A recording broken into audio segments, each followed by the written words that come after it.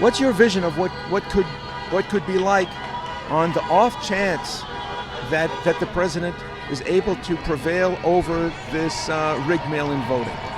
Well, he may prevail, whether they recognize it or not, and tell the people that he did win the election, either popular or otherwise, is going to be a different story.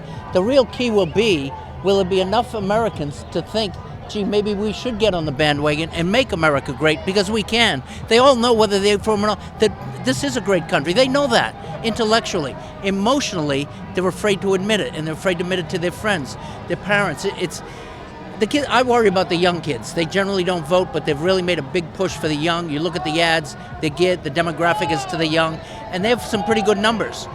My age bracket is dwindling very rapidly because of our age. But I have great faith. Look, we've gone through hard times before, worse than this, and I think we'll prevail, and I think he has the ability to rally the people, just like you see here, and they'll go back, we'll work, we'll make money. He's doing great things internationally. Business, he's a smart guy. Look, if you can make it in New York and bring a building in under budget and on time, you're good. No, but of course he's constrained by the constraints of law and the election. He's in a tough spot now, especially if, as Nancy Pelosi keeps talking about, invoking the 25th Amendment, about her taking power. I mean, she could shut down the internet. Well, she would love to do. I mean, I don't put anything past them at all. I mean, absolutely nothing. You see what's happened in medieval Europe, in third world countries all over the world. We have come to that point where we're no different. I mean, not at all. These people, they're incestuous. You've seen that time and time again with these people. They're all intertwined biologically. They are emotionally pretty much unstable, and I really do think they're very dangerous, but I do believe we will prevail, much like the police.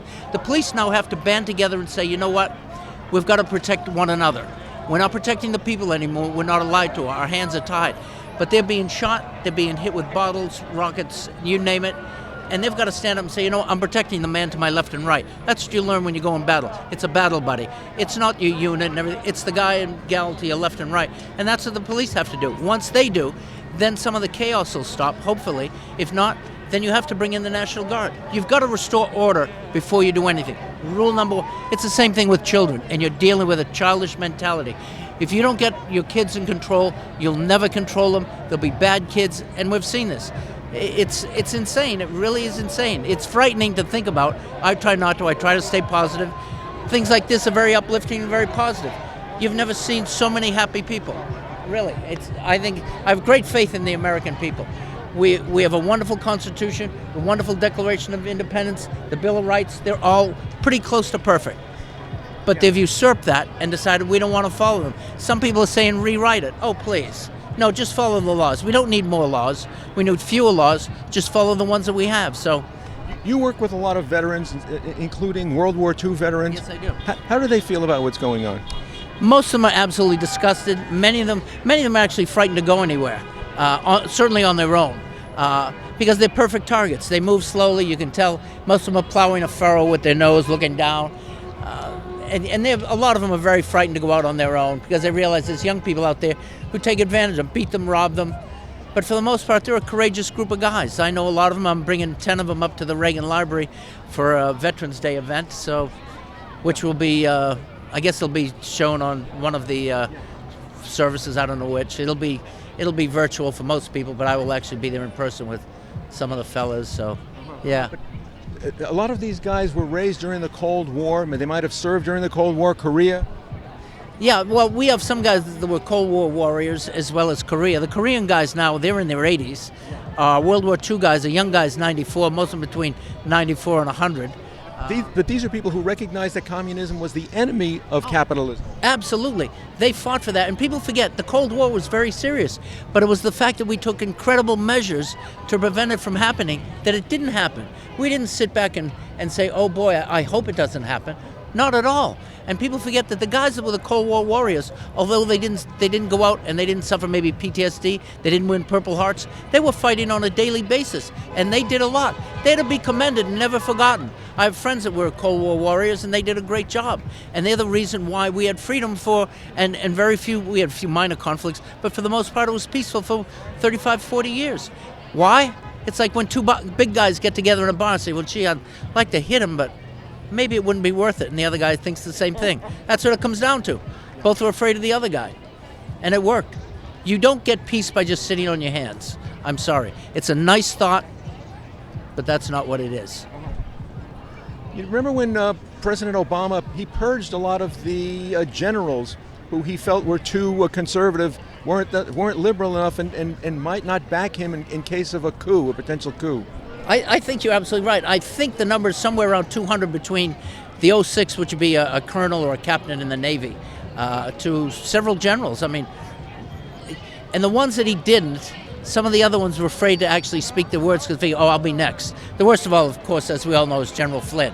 A real tragedy there. But he did it. If you showed the least bit of gumption and you had a statement to make and said, gee, I think this would work better, your history. LBJ was the same way. He did the same thing to Krulak, whose son became a commandant in the Marine Corps. And when he mentioned, I think there's a better way to go about Vietnam, a man who was a student of the game, and right away, boop, he didn't have a chance of becoming commandant. It's the only reason why he wasn't, Charles Krulak. So if the president needed to call on the military to protect him in the White House... There's so many movies that show that, and I cringe every time I see one because I realize these things do happen. We like to think that we're special, and we are special, but there's lots of bad people, and they're supported by bad people all over the world. And so, yeah, there is that possibility. It's scary. I know a lot of young people in the military. I'm glad I'm not there. I'm a toothless warrior at this point. You think it would never come to that? I would hope that it wouldn't, but if it did, I'd think, well, you can kind of see it coming. You can see some of the writing on the wall. They take great measures to prevent that because they know what's going on. I know a lot of people that are in that business and in that realm, and they all have the same feeling that you do. It could happen, and there's people that would like it to happen. I mean, you hear politicians say, if we have to drag him out kicking and screaming, we'll take him out of the White House. Well, if someone says that to me at my house, I'm going to be pretty upset and thinking, wow, they mean me harm. And as the president, you think the same thing. And their job is to protect the commander-in-chief. And it's not just the Secret Service. I mean, they're good, but they're very small in numbers. And they're spread pretty thin most of the time. So, this is the best thing you can do. Love your children, love your family, love the things that are dear to you, and come to a rally like this and see so many good Americans. These are the taxpayers here. That's who these people are. They're the taxpayers. These are the people, the hardworking people that have done a lot for their country and a lot for their neighbors, and that's why you see some families, they've got their children with them.